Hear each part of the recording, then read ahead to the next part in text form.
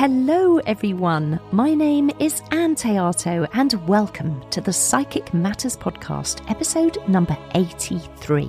I've just listened back to the intro and outro of this podcast and realised that the sparrows have joined us. You can hear their twittering above my narration. As you know, this is guerrilla podcasting, not done in a fancy studio. It's done from my desk and my healing space at home. And I hope that you will be able to incorporate their beautiful birdsong as part of your experience here. And it's quite interesting. This whole episode is about the land and the earth. And they are, of course, very much part of that. So we welcome their presence with us here today. Here's some interesting news. I just looked up the stats of my podcast and it's had over 100,000 downloads. Isn't that just amazing? It's incredible.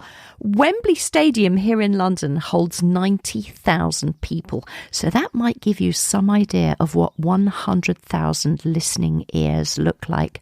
And I'm so grateful to you, the listener, for your support and for tuning in each week. Thank you. Perhaps I could ask you to write me a podcast review. Even if you've written one before, you can write one for every episode that you listen to. And that would really help to push the podcast up the podcast charts. You can go to Apple Podcasts. I've just posted instructions on how to do this onto my Psychic Matters group Facebook page. Or if you prefer, you can leave your written review on Podchaser. And there's a link to that on my website, anteato.com. Click on the podcast page there. Thank you. My fascinating guest this week is Helena B. Scott, who has over 30 years of experience in studying the fields of history, the occult and the paranormal.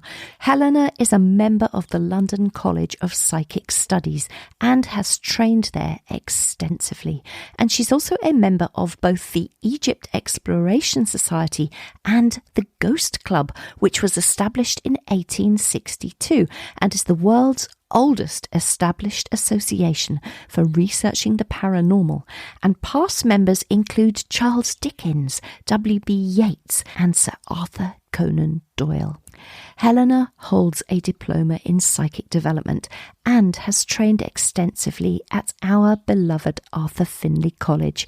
She is a powerhouse of a lady. She never stops training and investigating and researching, and she is currently studying a fabulous 2-term course at the London Imperial College with wonderful historian Thomas Waters. If you are an Irish listener and you're living in Ireland, or you can go to Ireland and visit, you can catch Helena in person at an upcoming paranormal convention. And I believe it's the first paranormal convention ever to be held in Ireland.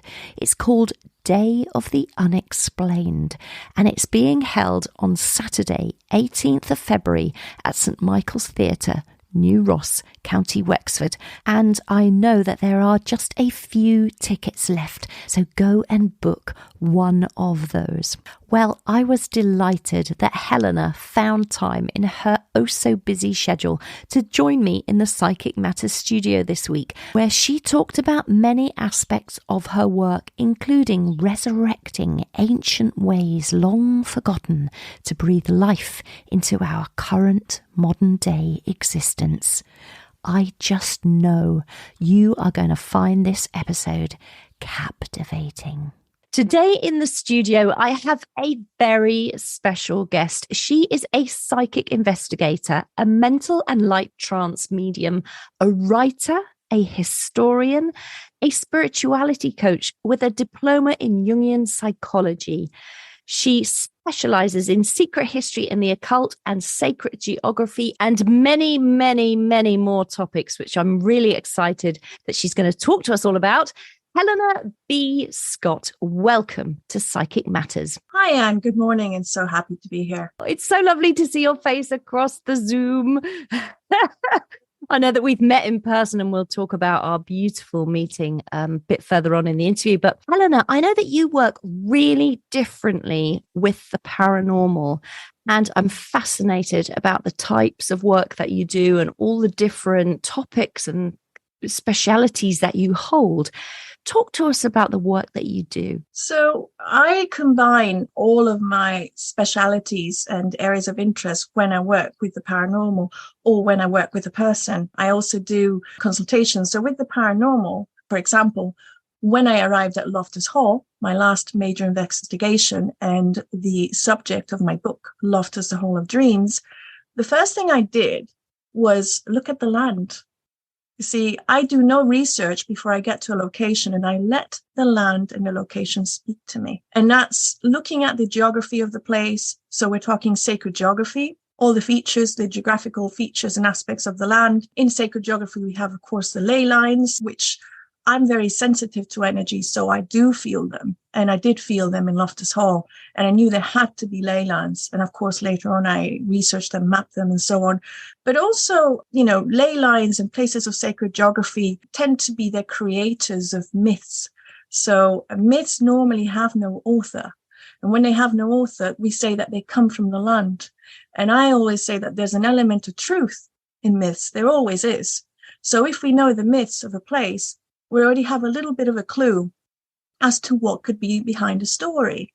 So that's the first thing that I did, kind of investigate, all the myths, the real myths, not the modern myths, but, going back to Druid times. The area of Feathered-on-Sea was part of a large forest from County Wicklow, which is called the Dark Country. And it extended from County Wicklow till Feathered-on-Sea, which is where Loftus Hall was.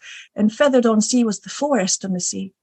That's how it was known. So, and when you got there and you say the land spoke to you and you talk of the ley lines and you can feel all this energy yourself, for people listening who perhaps don't feel what you can feel, can you describe a little bit about what that feels like or how you interpret the land? Yeah. So I tend to get a pull, like if it was a rope attached to my stomach, sort of tugging me, when I feel energy from a ley line. And there's a game I play with my son. I've got a teen son. And this is quite fun. But sometimes we get in the car, especially if we're staying somewhere for a few days, and we'll be playing hunting ley lines. And what that's about is just getting in the car and turning right or left, depending on how I feel, if there's a ley line, if there's a pull. And we always end up at really exciting places that are on ley lines along the way and end up in these big vortexes, where 2 or 3 ley lines cross as well. So, for example, one of these places we stayed at Kinnity Castle in County Offaly. County Offaly is known as Ireland's most haunted county. Now, there was somewhere I had read something about Kinnity Castle, Lep Castle, and another castle, Charleville, being the haunted triangle. Now, if you plot these on a map, they are not a triangle. And I always check everything with my maps. I'm very a fact checker as well. So I thought, where did they get the haunted triangle from? Where is this coming from? So of course I went back in my head to the knowledge of history and myth and sacred geography that we tend to talk about center places in antiquity. Center places were places like Delphi. The temple in Delphi was once a center place. In Ireland, the hill of Usnash is a center place, which is actually pretty much in the center of Ireland. So I took a compass and a map, and I kind of put it pretty much in the middle of, Clonmacnoise is the main monastery where I ended up in County Offaly. And Clonmacnoise was referred to by the Pope as the center place of Ireland. So already talking about center place, I knew that had to be on a ley line and there was something special there. So I put the compass on Clonmacnoise and I did a circle. And sure enough, in this little circle, it included Kinnity Castle, Lep, all of these. So not so much about a haunted triangle, but maybe a circle of center places. Wow, that's absolutely beautiful. And that pull that you feel, where do you feel it? You feel it in your solar plexus, do you? I feel it where we have our soul, in our gut area. So it's directly speaking to the soul, which is kind of nice. Because for me, I see the soul as energy. And when I go to a location as well, and I pick up presences or I feel that we're not alone, I feel it's not just because I have some wonderful gift. I mean, you work with psychometry yourself, which is about reading energy, but memories can be read and picked up by people who are sensitive to it. And for me, the soul of a deceased person or even their memories, this is what we're picking up, but that's energy. So we are energy, the soul's reading the energy there. Yeah, it's beautiful. It's so beautiful. I'm so excited about all of these topics. But tell us, Helena, where did it start? Because I know that your father has a background in teaching history. In fact, I know your father lectures and teaches history at the University of Texas at Austin now, and he has a Doctor of Philosophy degree in Eastern European Studies in History from the University of Edinburgh in Scotland.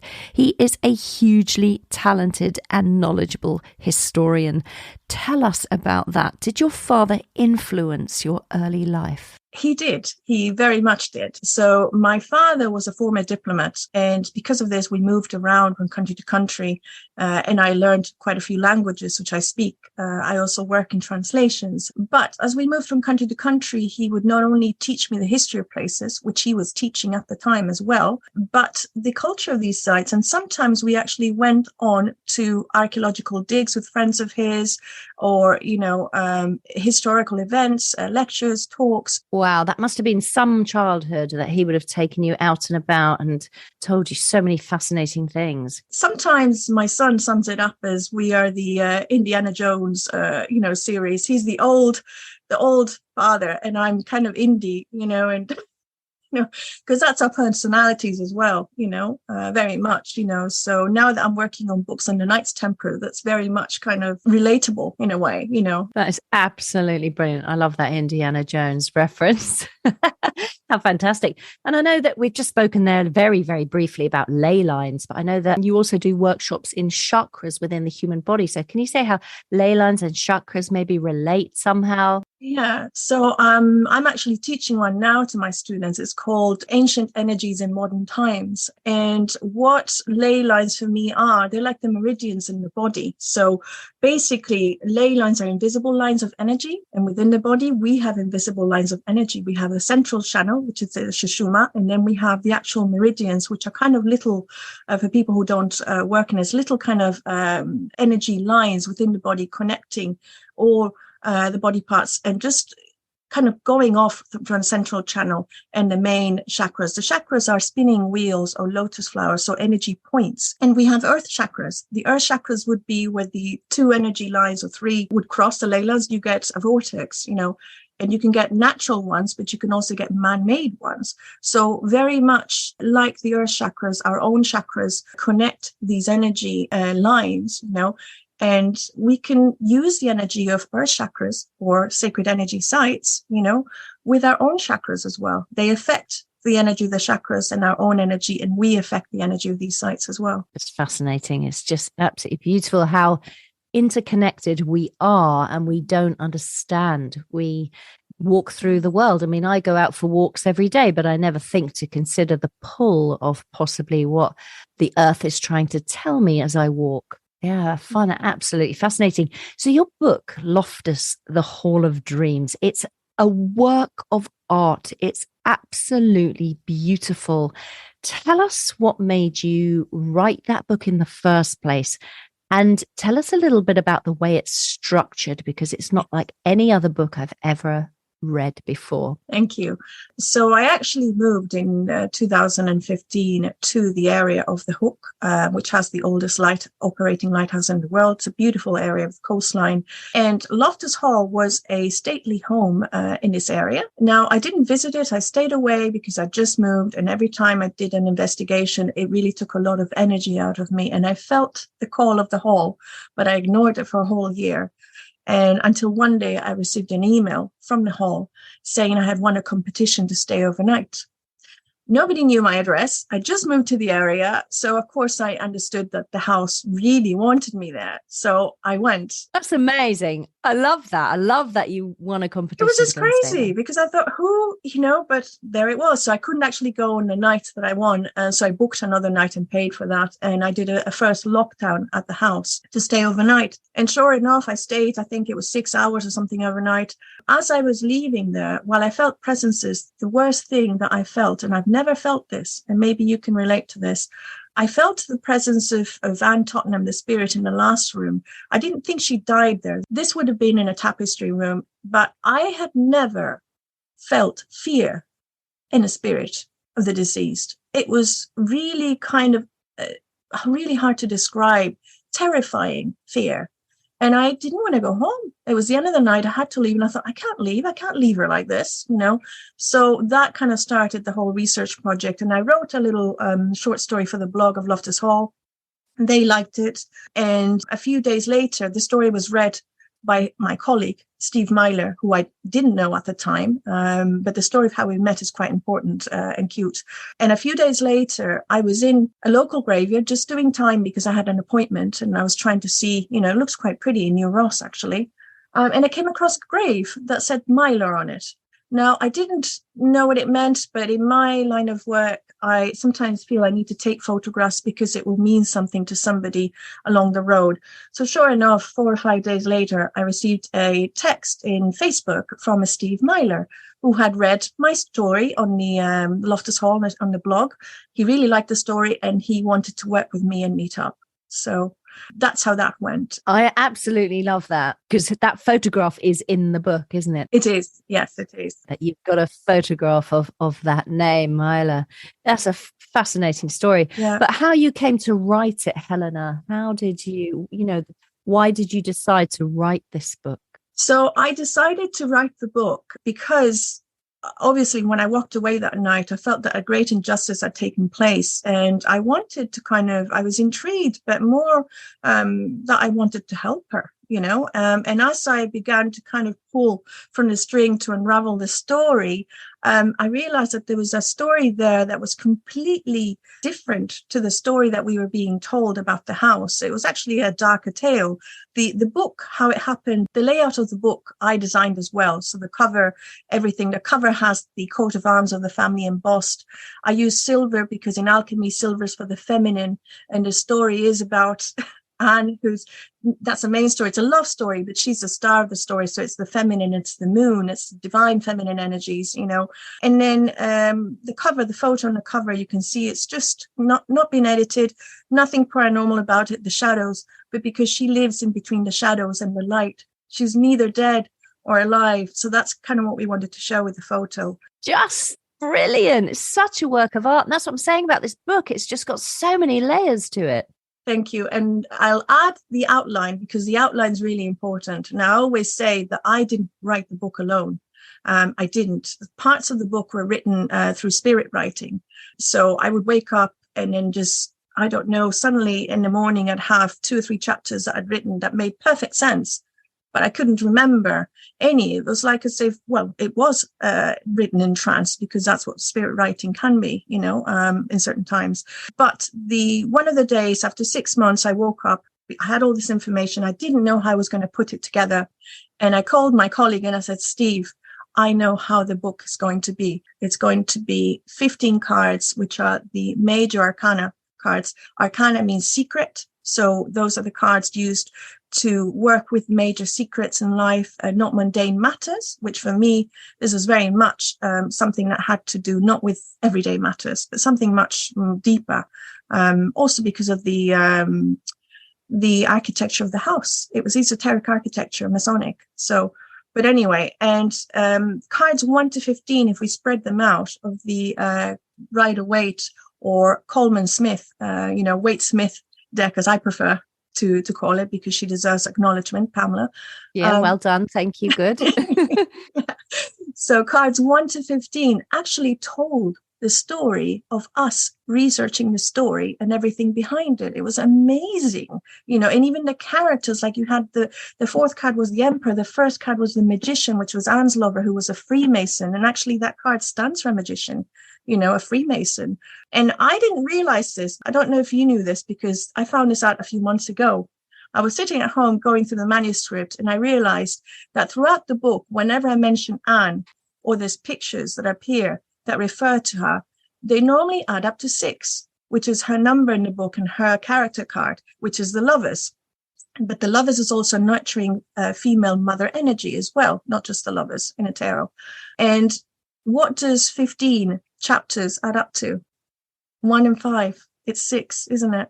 Oh, of course. Yeah. So when I say that this was given to me by Anne, it was given to me by Anne. We can see it right there. And I only realized this a few months ago, It's absolutely so beautiful. And you've got the Empress, the card representing Loftus Hall itself. Yeah. Yeah, I mean, it's just absolutely beautiful. The descriptions within the book are just fabulous. You've written this book yourself, haven't you? And it's the descriptions and the feelings that we can get from interpreting your words. It's almost as if we are standing right there, hearing all the sounds, inhaling all the scents of that beautiful location. And of course, it's beautifully photographed by Steve Myler. So tell us a little bit about him, because he's got a background with Scotland Yard, has he not? He does. So Steve and I met in the very unusual circumstances I described before, after having seen his graveyard, a tomb in a graveyard, and then him messaging me. I didn't know him, but it's really interesting, before I go into his background, of the fact that both of us moved to the peninsula at the same time, summer 2015, from abroad, didn't know each other, moved to this little village and down the road from each other at the end of the exact same road. Strange. And we both worked with the police. We both had a history working with police in forensic investigations. So that was kind of really weird, you know. So Steve has worked with the Metropolitan Police and Scotland Yard. He was actually the head of forensic photography for the new Scotland Yard Crime Academy. So that's what he was doing before he moved to the area. So it's a bit strange that a village of 700 people, both of us end up in a village when both of us have that background. And Steve and I have had many coffees in his sun lounging room, which is quite nice, looking at the sea, you know, and thinking about, it's not a coincidence, is it, that we moved here? It can't be a coincidence. No. There's no such thing, is there, as a coincidence? That's just beautiful. And he's photographed it as if it is a crime scene, hasn't he, with those beautiful interpretations of his photography? Yes, Steve worked in the London bombings as well, and he worked in the tsunami that happened in Thailand as well. So for him, everything, we kind of approached Loftus Hall together as a crime scene, because it actually is a crime scene. I feel that Anne was murdered. I was shown this in dreams, that she was murdered by her father, and the baby was murdered by the father as well. So the baby was found behind the wall. It's just extraordinary. It's a multi-sensorial book when you read through it and you look through it. It's fantastic. And it's a book that you just want to pick up again and again and again. But just a couple of things before we move on, because I've got so many things I want to talk to you about the rest of your work. But I know that there was a former entrance door to the hall, which had 1666, a symbol and a warning. Can you speak of that? Yes. Well, the former entrance was on the side of the building, now not really used anymore. Now, 1666 goes back to when the Loftus family moved in. So Henry Loftus would have acquired this home during the Cromwellian confiscations. And that was the year also of the Black Death when they moved in. So that was already quite a dark omen to move in. And for me, that door is actually at the end of what is known the long walk. And it feels like, especially when you visit the house, now you can't visit it, unfortunately, but when you did tours, you were at the end of this corridor, which was all dark, and then you had this door sort of opening to the light. And for me, it reminds me very much of near-death experiences, the kind of tunnel that you see, you know, when you die, and then before you're supposed to walk into the light. Absolutely amazing. And the locals were always in fear of that house, were they not? Yes. I think this is due to the story that was spread with the devil being at the hall and playing a game of cards and romancing the daughter of the family, Anne Tottenham. And I think if we look at history, which is the first thing I do because I am a historian, and we look at the times and we kind of set the story within the time frame. 1798, we have a Catholic revolt in Wexford. So things were getting very heated up. These were penal code times, so the penal laws. And what these laws did was prevent any Catholics from owning land or having any wealth whatsoever. And if you married a Catholic, your status would be that of the Catholic that you married. So you would lose your possessions. So they were very, very tough times for Catholics. They were not allowed to worship or anything. So the story takes place, I'd say, between the death of the priest who supposedly exorcised Anne, and that's in the book for people who want to know if the exorcism happened or not. I'm not going to mention it now, which is 1773, and the death of Anne herself, which is 1775. So it's very close to the revolts. So I think if we look at that, the land owning population were a minority, the Protestants. And the masses who worked the land were Catholics. They wanted the locals to fear the Hall. They wanted to keep them down with oppression and fear. And I think that's why you spread stories, especially if the population were Catholics and devil-fearing people. Yeah, that's really very, very interesting. So that was Ireland's most haunted building. Mm-hmm. What has happened to it now in 2023?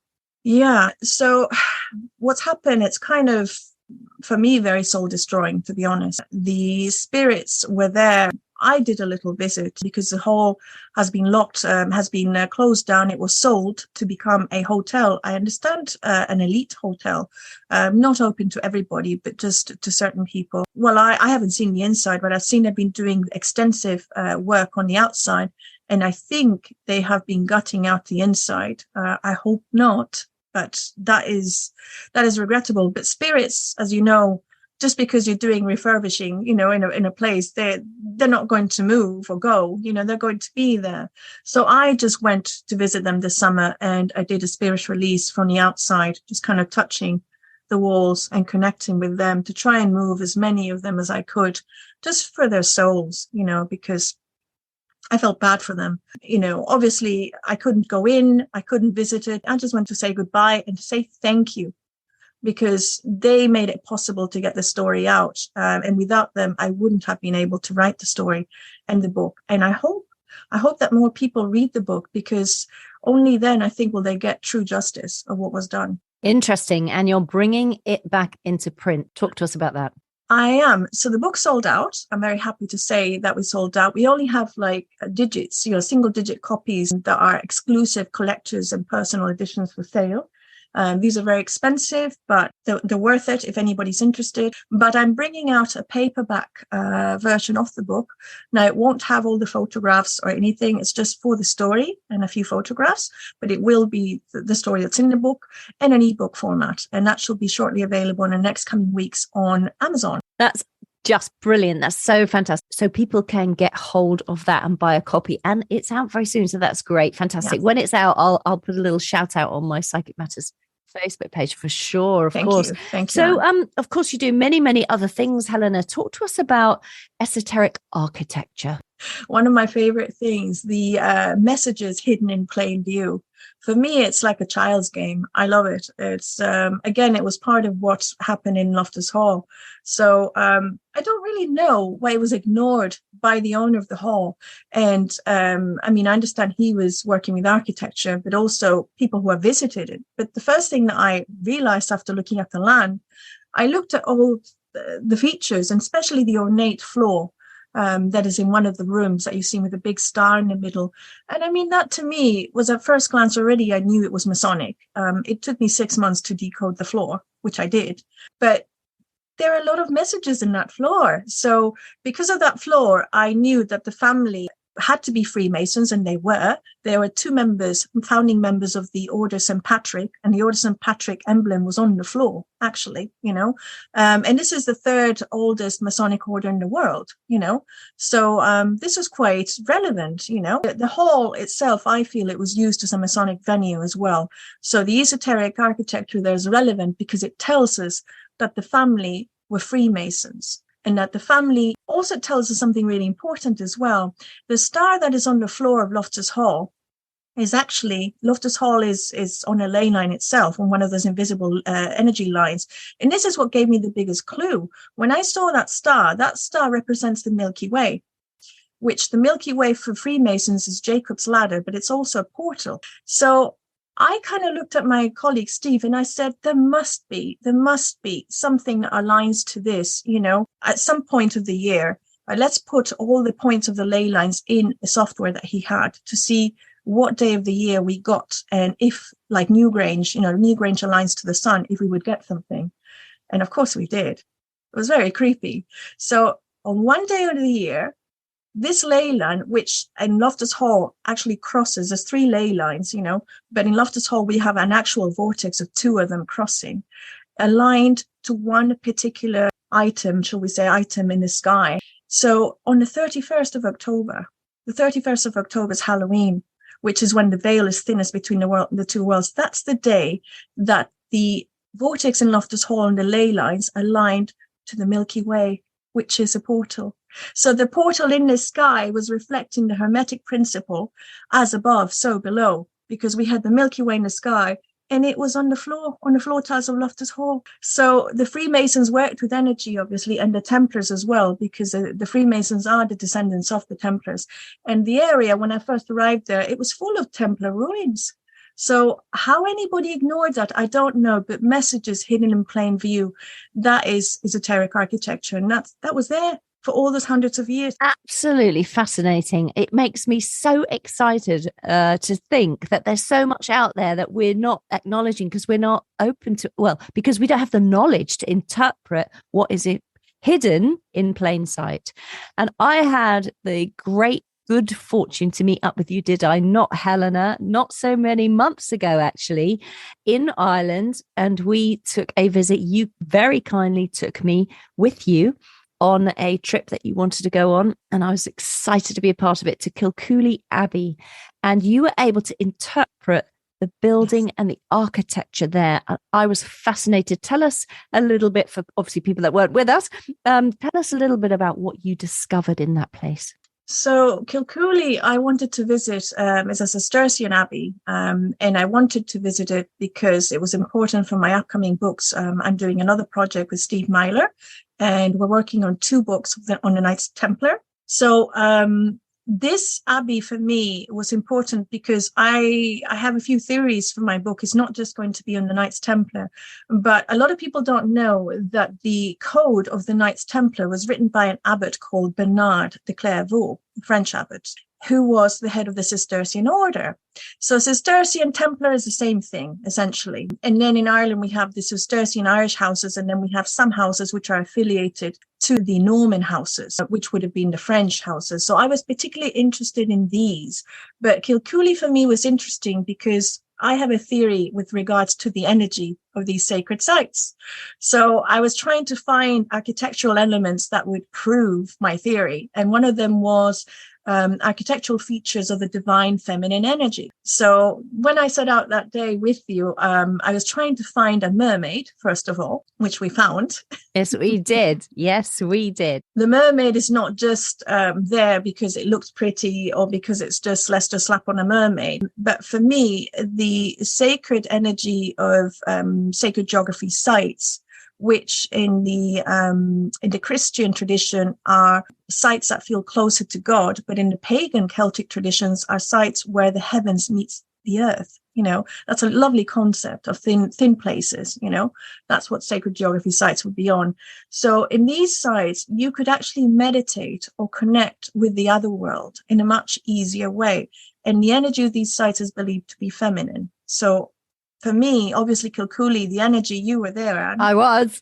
You know, the energy was quite significant from the moment we actually drove in. Yeah. So seeing that mermaid there and then seeing what was next to the mermaid, we had a salmon and we had a carp.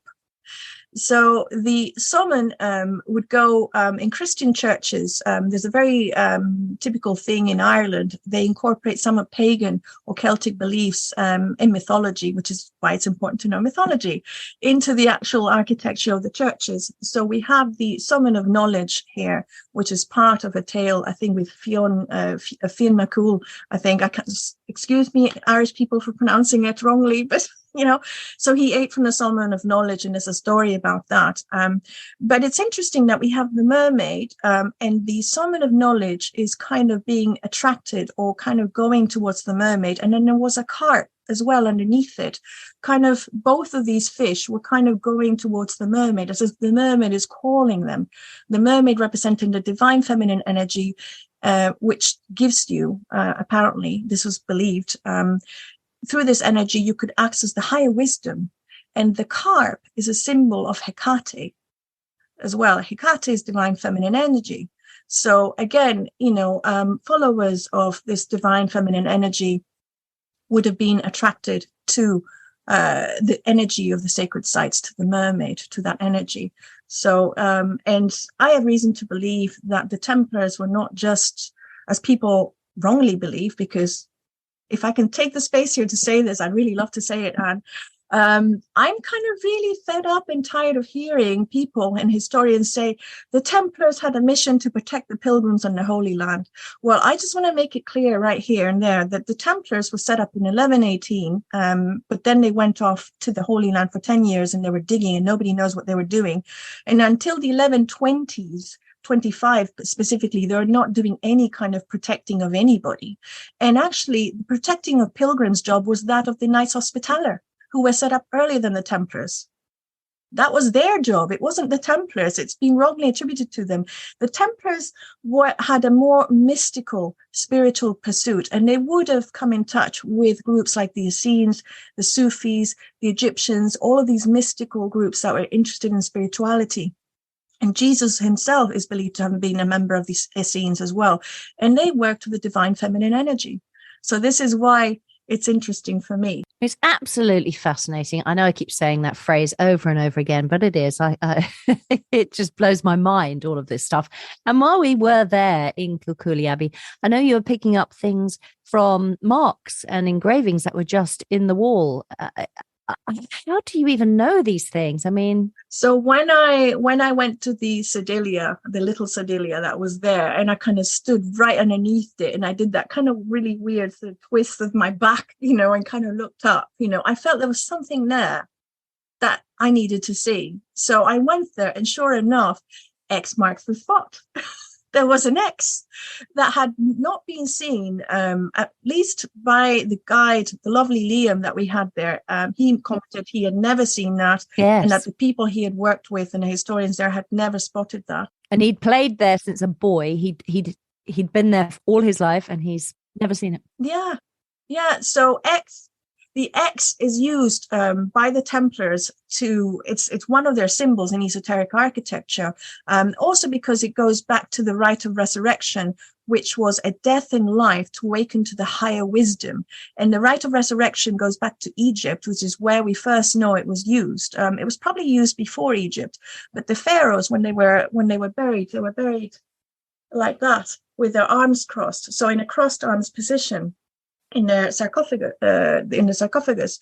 So that comes from that time. But this refers to, it's actually on the pyramid of Unas, a ritual rite of, it talks about a death in life to awaken to this higher wisdom using the energy of the sacred sites. So the X was used by the Templars who believed in the higher wisdom. And also it was used a lot of times, not just to say we were here as Templars, which is kind of like a Templar graffiti, but also when the death of a Templar occurred in an area, they would place an X. The X again also marking the passing of time. So the X reminds us also of the hourglass. If you look at it, it's the actual hourglass figure as well. And it reminds us that the passing of time is a thing here, that we're only here for a short while, So it is very much a symbol of the Knights Templars. So to have discovered the X, which also, by the way, goes to Scotland. Scotland is very much in the flag, the X, and it's where the Knights Templar had a lot of properties. And it's also where Freemasonry emerged after the Templars were disbanded in 1307. So Scotland, Ireland, and France, but Scotland has the earliest Masonic lodge, St. Mary's in Edinburgh, which dates back to 1599. So it's no coincidence that we have an X, which is a Templar sign on the flag of Scotland. So it's so brilliant. And what was really fascinating for me, while I stood there in Kilcooley Abbey, there was no roof, it's a ruin, and there was a holy water font which was built into the wall, very, very old, and it had filled up with rainwater. And you were off on the other end talking to Liam about your incredible knowledge, and you had these wonderful conversations. And I went down to the water font and I thought, I'll do some scrying in here. And so I stared into that water and I let my mind drift off. And at the time, I had no idea, but I was seeing Egypt, camels. I was seeing the pyramids and desert. And I couldn't understand. I thought I was going mad. I couldn't understand why I was seeing Egypt in the water font in an Irish abbey.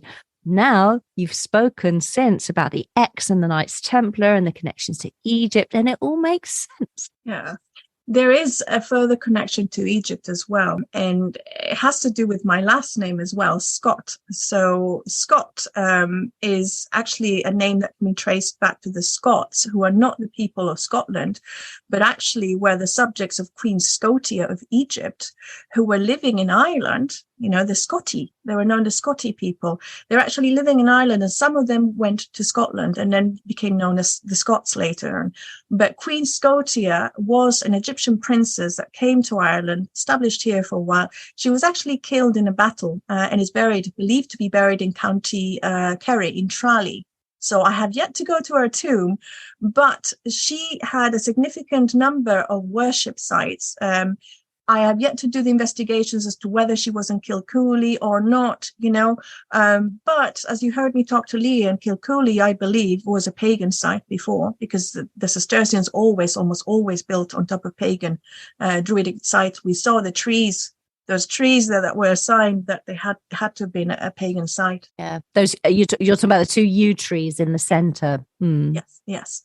So I'm pretty sure that the site would have been pagan. The yew and the ash tree being very, very important for rituals and pagan worship as well. You are a walking encyclopedia. Your knowledge that you retain is astonishing. It's really incredible, Helena. What are you working on next? Where does your passion take you today? What's coming next for you?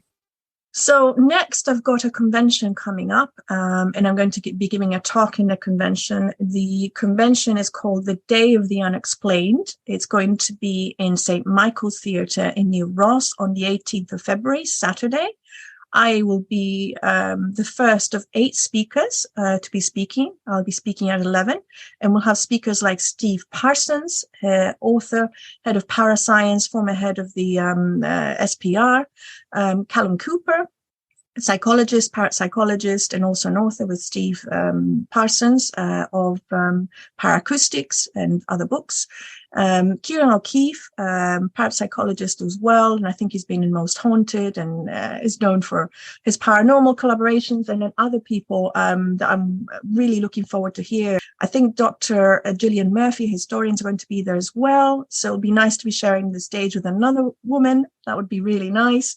And other professionals. And it's going to be a day, the first ever international paranormal convention in Ireland, organized by a good friend, Mary Nolan of Back in Time Paranormal Investigators, whom I met in Loftus Hall many, many years ago, and Anthony Kerrigan of Ghost Era. It's Ireland's leading paranormal group. So, and he's been in the paranormal for over 30 years. So very, very knowledgeable, very techie, much too techie for my own good. But I really appreciate their initiative. I think it's a great idea to bring people together. And we're going to talk about haunted history, witchcraft, the occult, paranormal, even UFOs, although I reserve, my opinion about UFOs. And it's a great day for people to come. There are still tickets available online at the website of St. Michael's Theatre if people want to come. I've kind of kept my talk under wraps at the moment. I didn't want to give too much away. But New Ross was a Templar town. It was founded by William Marshall, the greatest knight that ever lived. And there is no coincidence as to why it was founded. And this is going to be in the book. But there is a New Ross, Wexford, New Ross, Canada, Roslin Chapel in Scotland, which has to do with these places. Where I'm currently at the moment, which I'm not going to mention for, safety issues, but it's in the southeast and has to do with these places. And the first church in a network of churches built by the Templars, Santiago de Compostela in Spain, which again goes back to the Milky Way, the Compostela being the field of stars or the way of St. James. So, and I recently discovered with that, my family's coat of arms on my mother's side has 7 stars. And I never knew why. And 7 stars, we're in a 7-year right now, a year of healing and spiritual energy. But the stars actually have to do with the 7 churches of this network of Templar churches built by the Templars. The first being Santiago, And the last, well, I'll leave that for the book. I won't say, but I've discovered a family connection, an important family connection, and that's been a real gift as well. You are a real gift to the world, honestly, with this knowledge that you're bringing. And the Paranormal Convention, very lucky to have you as a speaker up there. And how wonderful that you're standing alongside such esteemed others as well. I hope you have a fantastic time there, Helena. You have to come back and tell us all about it. Yeah, I have to say that I will be standing in some way or other because I'm recovering from a double leg fracture at the moment. So. Of course you are. We both broke our legs as well. Isn't that strange? I think it rubs off, so people should be careful about meeting us because they might end up with a broken leg. That's so funny. But yeah, I will be coming there in some capacity. I won't be walking very much, So what I'd like to mention next is I'm going to be doing a series of workshops. I'm currently teaching on sacred geography with the ancient energies in modern times. I'm also doing a workshop on the divine feminine on the 5th of February and archetypes, goddess archetypes. But I'm going to be working and doing a series of workshops with a colleague, a really good friend of mine called Francesca Foger. She is responsible for running the holistic fairs in Waterford, and she is a representative of doTERRA essential oils, which I really, really like. And we've had a really good friendship together, and we've done quite a few workshops online. And we got together recently when she came to visit me and, see me when I was unwell with the leg over Christmas. And we discussed about continuing to do things together, but also that would appeal the whole spiritual, psychic, and paranormal community too, because there's nothing really to cater for them at the moment in terms of not just crystals. Of course, there's crystals, but essential oils and mixtures and products for them. So we're coming out with a range of products for that, which is I'm very excited about. Fantastic. Congratulations. Thank you. Thank you. And then I've got the 2 books on the Knights Templar that I'll be doing.